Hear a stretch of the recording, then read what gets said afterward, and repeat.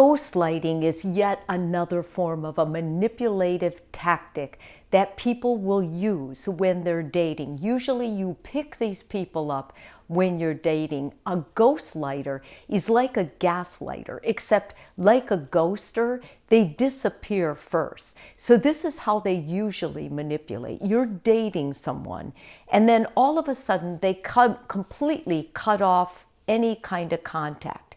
And there's two ways they'll do this. You may reach out to them. There may be nothing. I mean, no response. For all essential purposes, they have disappeared. But then what happens is interesting. You may see them out, and this may even be someone you were really close to or intimate with. You will see them out, and they will totally act like they have no idea who you are.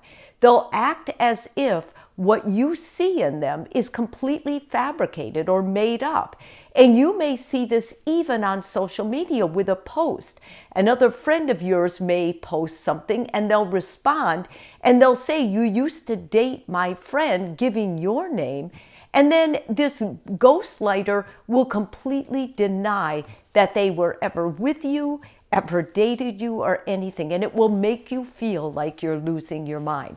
This is one form that I've actually seen in my clinic. The second form is they will ghostlight you in this way. They'll disappear from your life without anything said. And remember, ghosters are just cowards. They're basically socially awkward.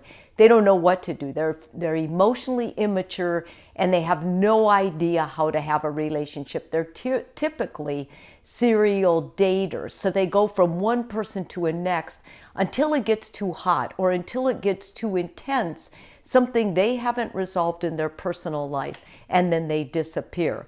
But with the second form of ghostlighting, they will leave you, and they will leave you for months. They will disappear. You may even start dating again. But then what they do is they'll come back with some kind of a crazy, excuse or reason. And it may involve you. They may say, "Well, you hurt me so bad. I've been trying to get over this."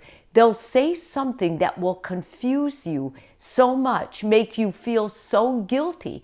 If you really love this person, they might even say, "Well, you really hurt my heart. You really hurt my feelings."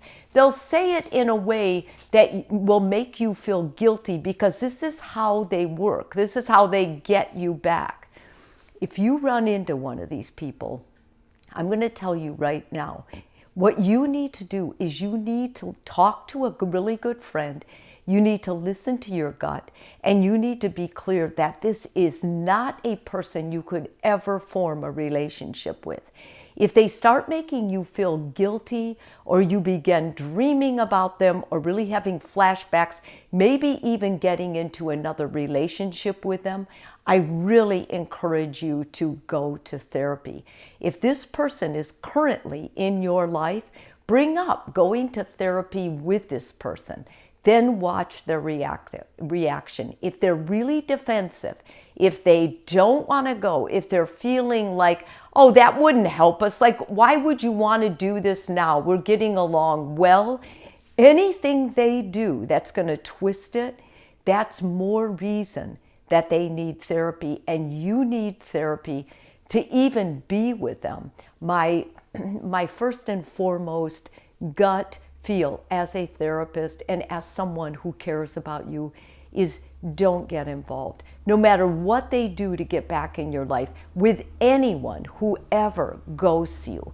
And I don't care if they're a ghostlighter or what they are. If they ghosted you once, they will disappear again. They have something in their background that is not resolved. And it will, if they make you feel guilty or they accuse you of bringing up triggers or whatever it is, you don't need that. There's so many good, stable people out there to date. Don't waste your time on a ghostlighter.